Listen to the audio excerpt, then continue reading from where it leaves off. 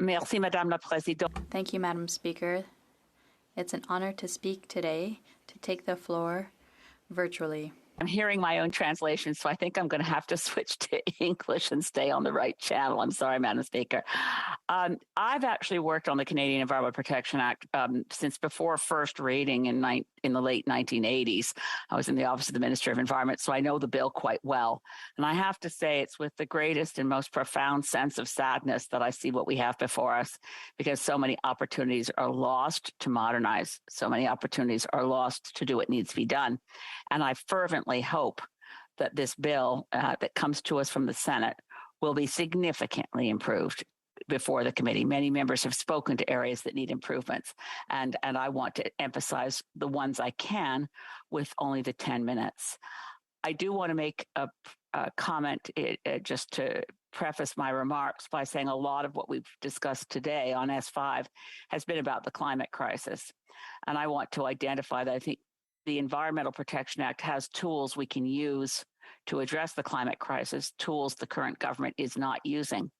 But I want to make a point that isn't made very often in this place, and that is that when we talk about the climate crisis, we are incorrect when we classify it as an environmental issue.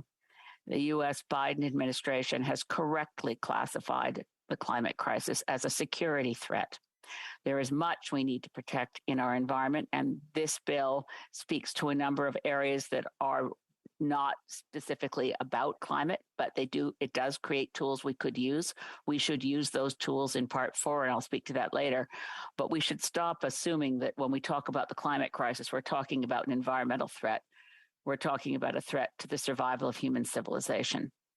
So looking at what we have before us in S-5 on protecting the environment, I want to approach it in three categories in the time I have.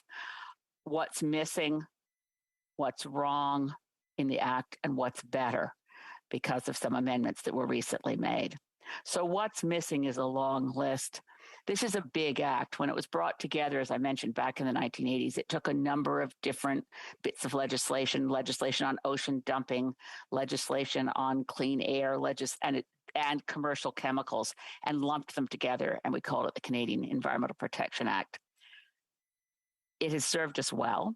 It has survived a Supreme Court challenge. I want to return to that.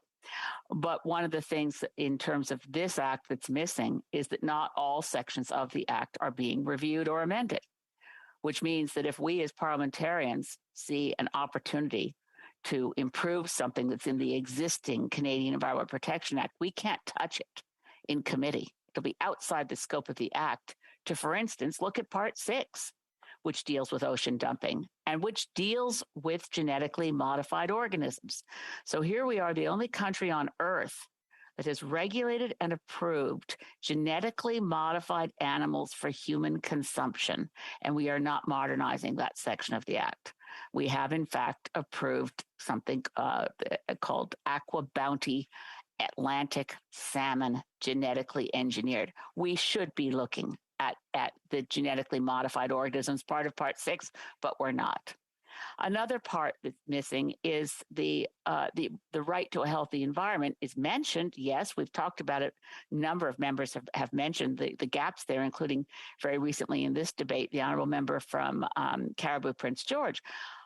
Here's the problem. The government says we're going to create a right to a healthy environment, but it won't be enforceable. Now, a right that's not enforceable is no right at all. And this point has been made by many who have looked at the act, including the very important observation note that came to this place attached from a note from the other place where they studied the bill and made amendments. And they said, look, you can't have a right to a healthy environment if you leave in place all the barriers to enforcement that exist in Section 22 of the Act. We have to get to that. We can't have that ruled outside the scope of what a committee gets to look at. What's wrong in the time I have? My gosh, I never thought that in 2022 we would have a climb down from the advances in environmental protection brought about by the Mulroney government. In 1988, the act was better on listing toxic chemicals than what we have in front of us right now. So if you think I'm angry, I am. I'm appalled. We are taking out of Schedule 1, the title of Schedule 1, which now in the previous act, as it's been since 1988 when it got royal assent, says this is the list of toxic substances. The list of toxic substances in Schedule 1. That's how it's defined. And here we have this proposal from this current government to take that away and not to use the term list of toxic substances. The climb down to a 2-list category is absolutely wrong-headed and baffling. It also undermines the constitutional underpinnings of this act. We should look at, in 1997, the Supreme Court of Canada, in a case of the Crown versus Hydro-Quebec, found that the Canadian Environmental Protection Act was within federal jurisdiction specifically because it used the criminal law ahead of power in dealing with toxic substances. You take out that word toxic, you're going to get constitutional challenges, as we've already seen some industry coalition folks start talking about last year when we first saw the first version of this act. I'm going to quote from a blog from the very, very important group, the expert NGO on this, I would say, is the Canadian Environmental Law Association, and their lead counsel, Joe Castrilli, who said this, quote, legislative drafting should always try to avoid playing with constitutional fire, close quote. This is a big mistake. This is very wrong. Another problem we have is that since the year 2000, of the substances listed for pollution prevention planning, only 25 out of 150 have seen pollution prevention plans. So we are failing to meet the expectations of Canadians. If we list something as a toxic substance, we're saying this is a threat to your health, Canadians, and we want to see pollution prevention planning, only we're not going to make it mandatory. Oh no, it's something you can do if you feel like it and you're in an industry that's producing toxic substances. That's so far from good enough. It doesn't bear repeating. That pollution prevention planning on chemicals that are dangerous to our health, they cause cancer, they cause birth defects we have to fix this, please. We have to make pollution prevention mandatory. We also have to create the opportunity for governments to do the research that needs to be done, not as an opportunity that the minister has to do research, but a requirement that the minister must do this research. So we've looked at a number of areas where in this bill, much more needs to be done. We have to make sure we delete the section that would create a 2-list system and make sure that the list is defined as it has been since 1988, list of toxic substances. Don't undermine that, and strengthen pollution prevention planning. Let me just close on what's better. I've covered what's missing and what's wrong. What's better? Thank the other place. The strengthening around issues of vulnerable populations, additional language is very much appreciated. And I have a private member's bill, and I've had the honor to see it supported in this place. It has now passed second reading. It is going to the Environment Committee. And many of the specific amendments that were just made in the Senate really help put us on the road. The bill I'm speaking of is my bill, Bill C-226, to confront environmental racism and create programs in environmental justice. Much of what we have before us now gets us ahead on how do we create programs that are forward-looking to promote environmental justice. One of them, of course, will be to join the 150 countries around the world that already have legislation that requires a right to a healthy environment. We're not inventing something here. We should know how to do it, and we should not wait 2 years. But we also have very specific guidance here in what we have before us in S-5. It is better. It has good definitions and good sections on how we protect individuals from vulnerable groups from toxic substances. We can do better than what we have before us in S-5. We've waited 20 years to look at this bill again. It was always good legislation. It always could have been better. We can't let it get worse. We cannot allow it to be weakened in this place in the year 2022. And with that, Madam Speaker, I think I have about 10 seconds left, so I'll stop and say to all colleagues, let's improve this bill. Questions and comments. The Honourable Parliamentary Secretary to the Government House Leader, Senate. Thank you very much, Madam Speaker. You know, much has been said in this debate about the progressive conservatives of the 70s and 80s and early 90s and the incredible work that they did to protect our environment. And as I listened to this member speak, I couldn't help but reflect on the fact that she was actually a senior policy advisor to the then Minister of Environment back in the mid-80s when Brian Mulroney tackled huge challenges like the ozone layer and acid rain. I'm wondering if she could take the opportunity to reflect on those years of progressive conservatives and furthermore expand on whether or not she thinks that this Conservative Party of today is coming from the same place that the progressives like Flora MacDonald and Brian Mulroney came from in the 80s. The Honourable Member for Saanich Gulf Islands. Well, thanks to my honorable colleague for Kingston, the Islands. It was one of the greatest privileges of my life as a non-party member. I was never a conservative, but boy, oh boy, that government did great work. I have to say, though, that I'm not sure any of the parties are as good on the environment now as they were in the 80s.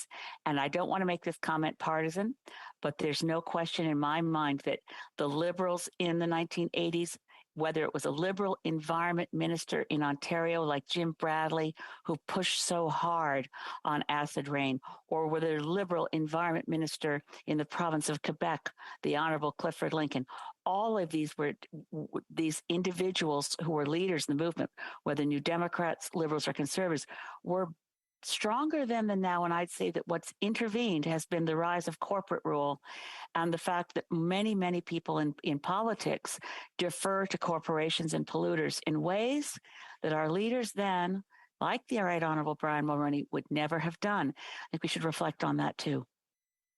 Questions and comments. The Honourable Member for Oshawa.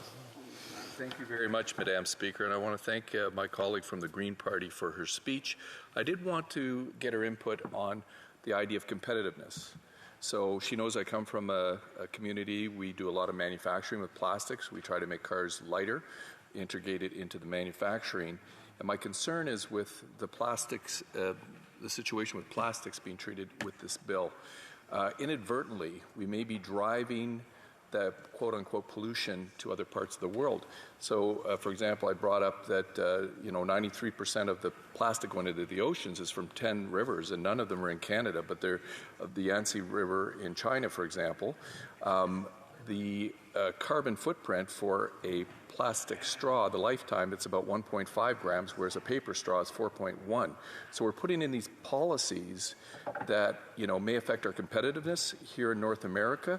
What is her advice to make sure that we don't have that pollution leakage to other parts of the world like China because of our policies being too strong here or different here?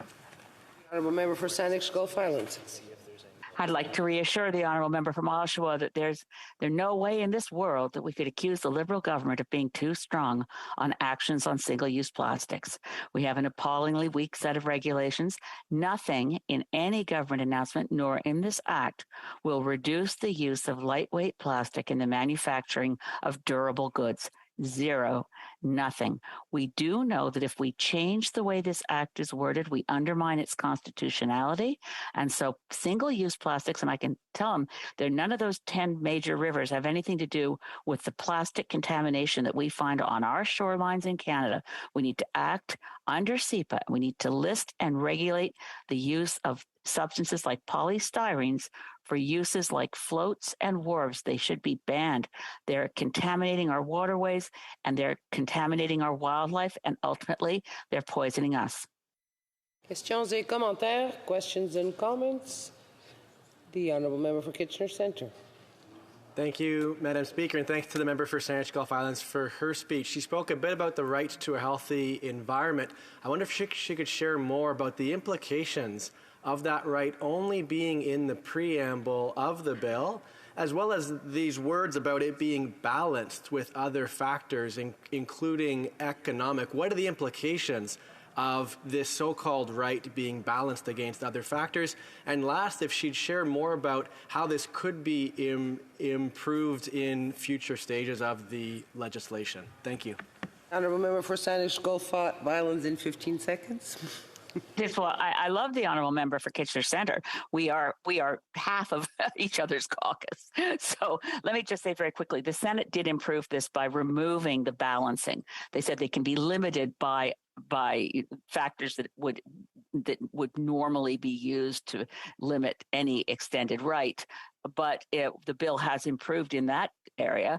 But the right to a healthy environment is no right at all if it can't be enforced. We have to take the barriers out of Section 22. We have our work cut out for us as parliamentarians, regardless of strike. I apologize, but we have to